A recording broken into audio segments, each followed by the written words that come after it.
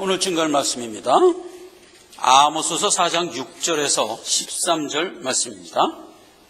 또 내가 너희 모든 성읍에서 너희 일을 한가하게 하며 너희 각처에서 양식이 떨어지게 하였으나 너희가 내게로 돌아오지 아니하였느니라. 이는 여호와의 말씀이니라. 또 추수하기 석 달 전에 내가 너에게 비를 멈춰 어떤 성읍에는 내리고 어떤 성읍에는 내리지 않게 하였더니 땅 한 부분은 비를 얻고 한 부분은 비를 얻지 못하여 말랐음에 두세 성읍 사람이 어떤 성읍으로 비틀거리며 물을 마시러 가서 만족히 마시지 못하였으니 너희가 내게로 돌아오지 아니하였느니라. 이는 여호와의 말씀이니라.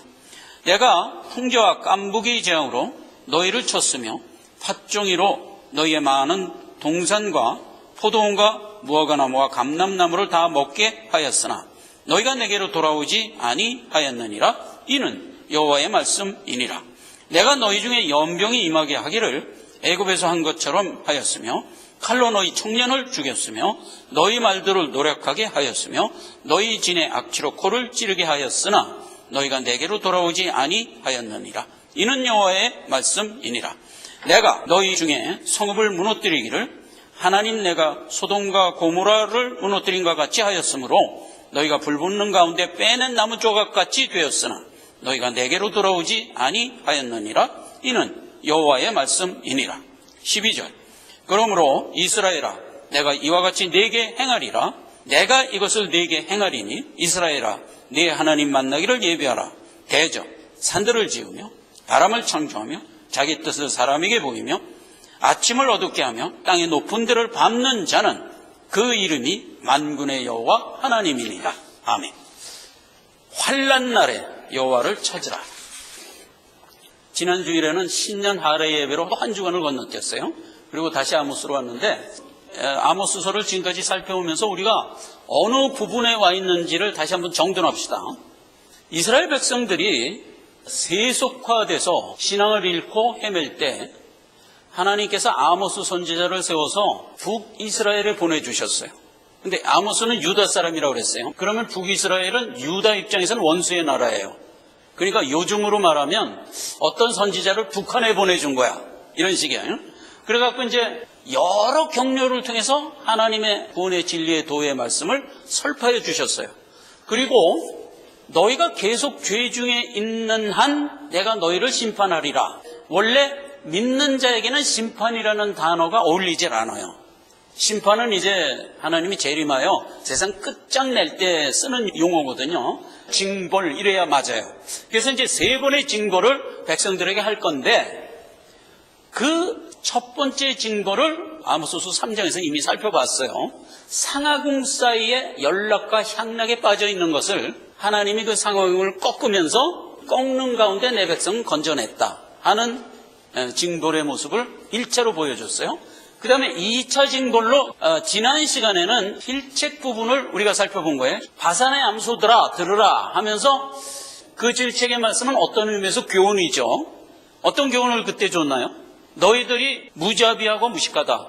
그리고 너희들이 가지고 있는 신앙이 주술적이고 형식적이다. 이런 질책을 줬죠. 그래서 이제 두 번째 심판을 하나님이 하시는 거예요.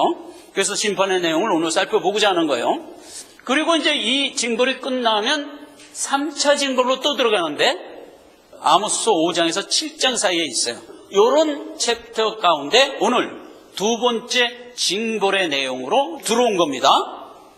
과정을 이제 우리가 알고 이 말씀을 대해야 돼서 자 그래서 두 번째 징벌 내용을 들어가 봅시다. 오늘 본문 말씀 6절을 보니까 내가 너에게 양식을 끊어버리겠대. 양식이 없으니까 이제 먹을 수가 없잖아요. 그랬더니 이가 한가해졌대. 씹을 일이 없으니까 이가 한가해진 거예요. 그 이스라엘의 어투는요, 저는 늘 느껴요. 한국 사람하고 좀 비슷한 것 같아요. 우리말 중에서도 가난한 걸 뭐라고 표현하죠? 산입에 거미줄 쳤다 이러잖아요. 그래서 양식을 끊겠대. 그 다음에 7절 8절에는 비를 내리지 않겠대. 9절에는 팥종이를 세워서 모든 곡식을 다 먹어 치워버리겠대요. 그 다음에 10절에는 칼과 연병이 있겠다. 11절에는 네 성을 불붙게 하겠다. 5가지 재앙을 하나님이 퍼붓겠답니다. 실제로 이 재앙은 역사 속에서 일어납니다. 그리고 12절에 항상 하나님은 내 백성을 징벌하지만 징벌이 목적이 아니잖아요. 내 백성을 깨닫고 돌아오게 하는 게 목적이잖아요. 그러니까 이제 12절 13절에 다시 그 얘기를 하는 겁니다. 자, 내가 이렇게 행할 것이니 너희는 이러한 환난 날에 나를 찾으라. 이런 질책 및 교훈의 말씀을 주는 겁니다. 그러면서 13절에 하나님이 자기 얘기를 하는 거예요. 하나님이 어떤 중요한 얘기를 항상 하고 자기를 지칭하는 얘기에 주로 어떤 말이 쓰이냐면, 이놈들 내가 천지를 창조한 하나님이야. 이 소리 늘 잘 아시죠? 왜 그렇게 얘기할까요? 헛두루마뚜루 듣는 것을 일깨워주는 거예요. 너희에게 말하는 나는 이놈아 천지를 창조한 하나님이야.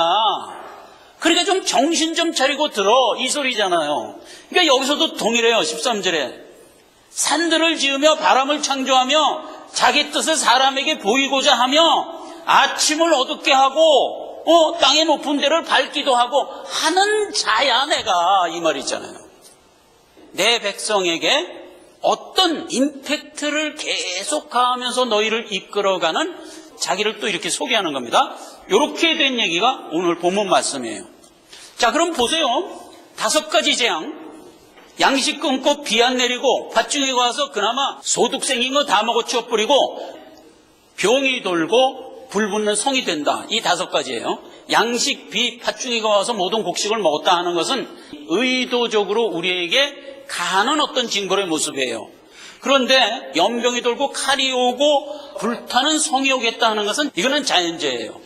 전체적인 세상을 다 다스리기 위하여 퍼붓는 어떤 재앙이 이렇게 둘로 갈리는 거예요. 자연재해, 그 다음에 하나님의 적극적인 어떤 손길. 그래서 이거를 좀 구분해서 생각하면서 봅시다.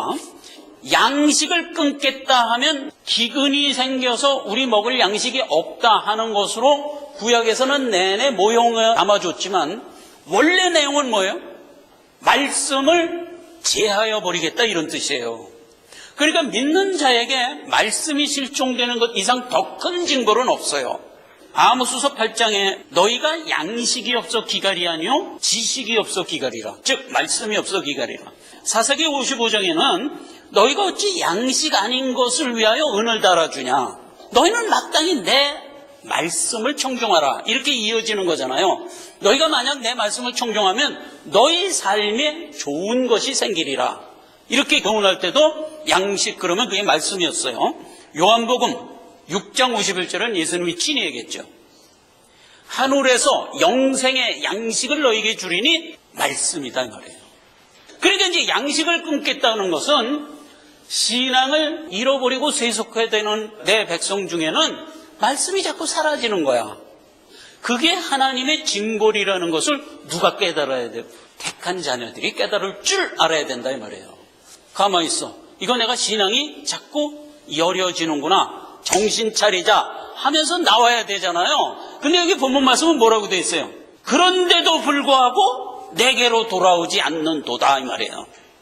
깨달으라는 얘기예요. 양식. 지금 우리가 살고 있는 이 세상은 말씀이 너무나 풍부해요. 내가 말씀을 좀 들어야겠다 맘만 먹으면 언제라도 들을 수 있는 때를 살고 있어요. 라디오를 켜도 말씀이 홍수.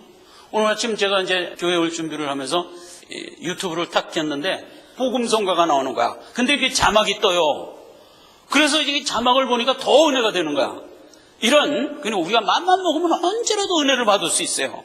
뿐만 아니라 언제라도 교회 가서 예배할 수 있고, 이런 좋은 때를 살고 있어요. 무슨 얘기예요? 아무런 제한을 갖지 않아요. 그런데요, 이런 훌륭한 세대를 살고 있는 것이 인류 역사에 늘 있어 왔나? 아니에요. 말씀이 억제되고 금지됐던 시기가 더 많았어요. 멀리 갈 것도 없어요. 70년대, 80년대만 해도요, 유럽 동구 지역이 전부 그랬어요. 말씀이 금지됐었어요. 그 다음에 중국이라는 이 엄청난 아시아 전체 대륙, 그 다음에 소련 넓은 땅 전체가 말씀이 금지됐었어요. 이슬람권 세계, 말씀이 금지됐었어요. 중동만 생각하는데 아니에요. 동남아 전체가 이슬람권 세계예요. 그럼 거기에 가면 언제나 말씀이 금지되어 있고 지금도 금지당하고 있어요. 김효성 목사님이 독일에서 신학교를 졸업받고 잠시 유럽에서 머무를 때 신학생 중에 하나가 그 독일 사람이죠. 그 당시에 폴란드에 있는 친척을 만나러 간대. 그래서 김 목사 나랑 같이 좀 동행해 주라. 이래갖고 이제 폴란드를 같이 가게 됐어요. 그 이왕에 폴란드를 갈 거면 폴란드가 이제 말씀이 금지된 나라니까 당신 친척한테 성경책을 좀 사다 갖다 주는 게 어떻겠냐. 그래갖고 그거 좋죠. 그래갖고 이제 성경책을 한 박스를 샀어. 그래갖고 가져가려다 보니까 주변에 있는 사람들이 이 성경책 갖고 폴란드 들어가다가 만약 적발되면 종신형까지 받을 수 있는데 그래도 가져갈래? 이렇게 된 거야. 그러니까 겁나잖아요. 이걸 어떻게 할까 김효성 목사님이 하나님 의지하고 과감하게 갖고 가보자. 그래갖고 이제 차 뒷좌석에다 툭 싣고 폴란드를 향해 가는 거예요. 다른 사람들은 시트를 찍고 거기다 감추고 뭐 차 밑에다가 매달고 이런 식으로 해서 가져갔다 그래요. 하나님 의지하고 과감하게 한번 갖고 가보자. 그래서 성경 박스를 뒷좌석에다 퉁 싣고 그냥 간 거야. 그래갖고 이제 국경을 통과하는데 그 검문하는 군인이 나오더니 그 혹시 성경책 없어? 그러고 이제 묻는 거예요. 그래서 이제 없다 그러니까 본넷도 열어보고 차 밑바닥도 들여다보고 막 구석대미만 찾더니 없으니까 뒤에 그 실린 박스는 보지도 않고 그렇게 하더니 없구만 가. 그래갖고 이제 통과된 거예요. 한참 가는데 김 목사 차 좀 세워. 왜? 바지를 좀 갈아입어야 되겠다고. 아니 바지는 왜 갑자기 갈아? 긴장을 하고 오줌을 쌌네. 이렇게 된 거예요. 그렇게 이제 무시무시하게 해서 이제 간 거예요. 보통 이제 서방 세계에서 오면은 생필품 갖고 와요. 초콜릿, 뭐 스타킹. 공산 세계에서 항상 부족하니까 그거 이제 갖다 주면은 좋다고 이제 받아가고 이랬는데 성경을 가져왔다 그러니까 깜짝 놀라면서 사람들이 다 모인 거예요. 그때 그 독일 친척되는 분이 공산화된 게 벌써 1945년도에 됐잖아요. 그리고 그때가 1985년도니까 40년 이상이 흘렀잖아요. 40년 동안에 자기 소지품 중에 요한복음 1장 쪽복음이 하나 있었던 거야. 그래서 이 사람이 평생 요한복음 1장만 읽으면서 그 칼급해 했는데 지금 성경책을 통째로 이렇게 갖다 주니까 너무 감격을 해갖고 막 그냥 엎드려서 엉엉 울더라는 거예요. 그래서 그때 김 목사가 택한 자녀들에게 말씀의 기갈이 이렇게 대단한 거구나 하는 걸 깨달았어요. 1985년도 3월 9일 날 그거 이제 끝나고 소련을 갔는데 그 신학교 교수하고 셋이서 동행을 해서 이제 소련을 갔는데 거기서도 이제 성경책 소지에다 걸리면은 이제 종신형이니까 그 항상 성경책을 못 갖고 가는데 이 김 목사는 그냥 성경책을 툭 들고 어떤 택한 자가 있을 것이다. 내가 만나면 이걸 주고 오리라. 그리고 이제 길거리 나가서 식당에 들어갔는데 식당 주인한테 물어본 거야. 당신 혹시 성경 필요하냐? 그랬더니 깜짝 놀라면서 도대체 얼마 드리면 됩니까? 이러는 거예요. 아니 뭐 난 돈 받으려는 게 아니라 이 성경책을 너한테 주려고 그런다. 너무나 감사하다 그러면서 아주 비싼 요리를 대접해 주는데 곰요리. 김 목사가 얘기하더라고. 말씀을 증거하면서 다니면 이렇게 곰요리도 먹을 수 있다고. 여러분들도 그렇게 하라고. 그러면서 이제 그 교회 자리를 가보니까 소련 공산당 서기장 체르논코의 동상이 하나 단에 있는 거야. 그러니까 이제 목사님이 하도 기가 막히니까 그 체르논코 동상이 있는 그 단을 손을 뜨거얹고 기도를 했어. 그때가 3월 9일이요. 하나님 이거 좀 너무하지 않습니까? 러시아가 어떻게 이렇게 됐습니까? 하고 이제 기도를 했어. 근데 그 기도하는 걸 누가 봤냐면 같이 간 교수가 본 거야. 교수가 김 목사한테 항상 무슨 기도를 하면 이렇게 역사되는 걸 아니까 당신 그 체르논코 동상 옆에서 무슨 기도했어? 따져 물은 거야. 당신 혹시 체르논코 죽으라는 기도하지 않았어? 난 아니라고. 이건 참 하나님 너무하시지 않습니까? 그냥 이렇게 기도를 했을 뿐인데 그랬어요. 이래갖고 이제 그날을 보냈는데 세상에 그 이튿날 3월 10일 날 체르논코가 죽었어요. 독일 교수는 그걸 느낀 거야. 이게 그냥 우연이 아니구나. 이 믿는 자의 기도는 때로는 이렇게 역사를 하는구나. 깨닫고 끝까지 김 목사를 지원했던 그런 이제 교수가 됩니다. 그때 당시에 독일의 신학교의 모든 교수 및 학생은 전부 신신학이었어요. 신신학. 그런데 그 중에서 교수하고 이 학생이 말하자면 거듭나갔고 큰 역사를 했어요. 동굴아파에도 뭐가 있냐면 문둥이촌이 있었어요. 거기에 가서 문둥이들과 같이 굶주리면서 타역을 학생이 합니다. 그리고 김 목사는 이제 중국에 가서 문둥이촌 하고 이렇게 해갖고 지금 아직도 아마 살아있을 거예요. 자, 이런 간증을 통해서 깨닫는 겁니다. 여러분, 믿는 자에게 말씀이 접근할 수 없는 그런 역사가 일어난다는 저는 생각을 해야 돼요. 주께로 돌아가자. 비를 내리지 않는다는 것도 동일한 얘기예요. 비 그러면 뭐예요? 이것도 말씀이고 하나님의 은혜죠. 생수의 근원 여호와. 에스겔서나 요한계시록에도 보면 생수가 어디서 흘러나와요? 어린 양 보좌에서 흘러나오죠.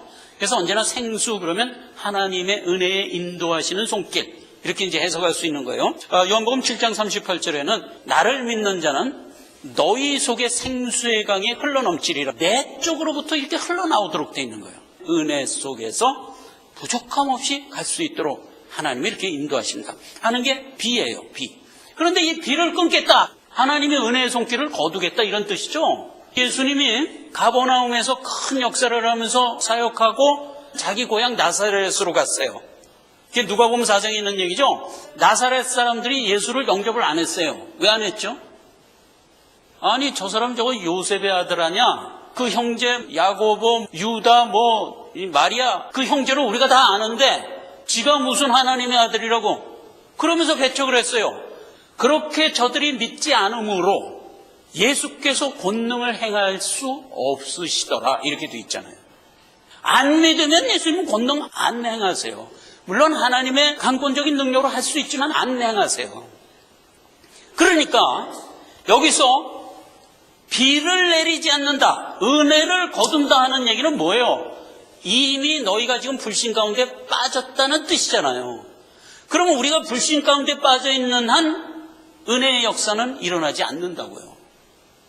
은혜의 역사는. 여기 본문 말씀에 뭐예요? 비를 주지 않는데도 불구하고 너희가 내게로 돌아오지 않는다.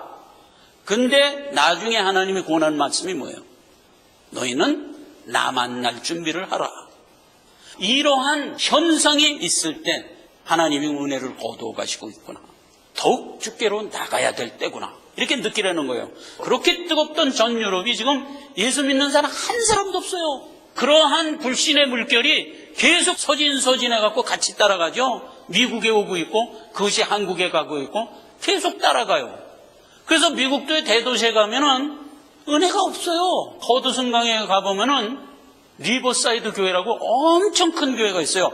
그 누가 그러더라고. 그 교회를 지금 만약 지으려고 그러면 1억 달러던데.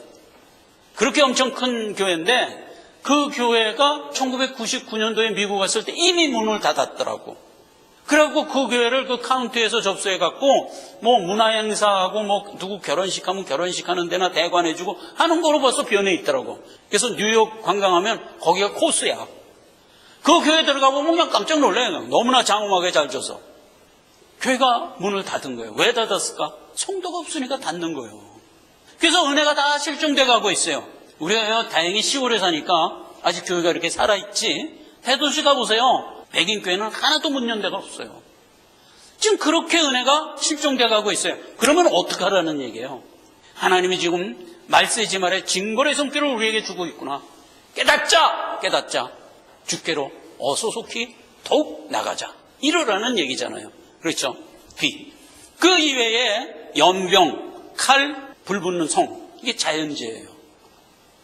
여러분, 우리가 지금 대개 60대, 70대니까 상당히 오랜 기간을 사는데 쭉 살아온 여정을 한번 되돌이켜 보세요.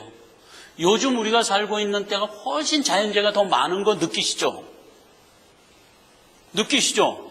이 아모스 시대에도요, 징벌의 손길을 이스라엘 백성들에게 펼치지만 자연재해도 겸하여 준 것. 아모스서 1장 1절. 유다 왕 우시아 시대에 곧 이스라엘 왕 요아스의 아들 여로보암 시대의 지진전 2년에 득와 목자 중 아모스가 이스라엘에 대하여 묵시를 받은 말씀이라. 그러니까 이미 아모스가 사역하던 그 시기에 큰 이스라엘의 지진이 있었다고요. 벌써 자연재해와 및 이런 여러 가지 하나님의 징벌이 겸하여 그때도 있었다고요. 요즘 우리가 사는 세상도 마찬가지예요. 말씀이 기근되고 하나님의 은혜가 실종되고 이런 가운데 자연재해는 우리 가운데 더 극심하게 일어나고 있어요. 그럼 이런 모든 것을 우리가 영안을 떠서 볼 줄 알아야 된다 이 말이에요. 내 신앙을 더욱 견고히 세워서 여호와를 향한 소망을 굳게 하자. 마음 먹으라는 얘기잖아요. 그렇죠? 그게 오늘 본문 말씀이에요. 보통 못 깨닫는 사람이 어떠냐? 에스겔서 3장 10절에 보니까 마음이 굳어있는 자, 소경된 자가 못 깨닫는데요. 그러니까 말씀에 대하여 항상 굳어있고 말씀에 대하여 소경돼서 볼 줄을 모르면 깨닫지를 못하죠. 그러면 깨닫지 못하면 주께로 나올 수도 없는 거예요. 하나님의 손길을 볼 눈이 있어야 되잖아요. 그래서 우리에게는 굳은 마음을 제하여 주시고 부드러운 마음을 덧입혀 주신다. 은혜죠. 세상의 징벌을 가하는 것 자체가 우리에게 화가 아니라고요. 우리에게는 그 모든 게 다 은혜라고요. 은혜죠. 그러나 세상 굳은 마음으로 살아가는 자들에게는 화죠. 이렇게 갈리는 거예요. 그래서 하나님은 이러한 환난 날에 나를 만날 준비를 하라. 이러고 명을 하는 겁니다. 그래서 하나님 만날 준비를 우리는 하면서 살아야 돼요. 어떤 마음을 갖고 주를 만날 준비를 해야 되냐면 평강 가운데 주를 만날 준비를 해야 돼요. 초림은 은혜의 모습으로 오셨어요. 그러나 다시 오실 예수님은 어떤 모습으로 오죠? 심판주로 오시는 거예요. 그러면 모든 사람이 심판대 앞에 서리라가 우리가 맞을 마지막 주님의 모습이에요. 우리는 죄를 범하고 신앙을 잃고 일탈을 하면 징벌의 손길을 퍼부어서 우리로 하여금 깨닫게 하고 역사 가운데 건져내 가면서 푸시하고 있잖아요. 그래도 안 돌아오더라, 그래도 안 돌아오더라, 그래도 안 돌아오더라 5번 계속하다가 나 하나님 여호와를 너는 만날 준비를 해라로 결국 끝나잖아요. 그러니까 만날 준비를 시키고야 만다니까. 그래요. 그래서 우리는 비록 죄를 범하였어도 망하는 법은 없어요.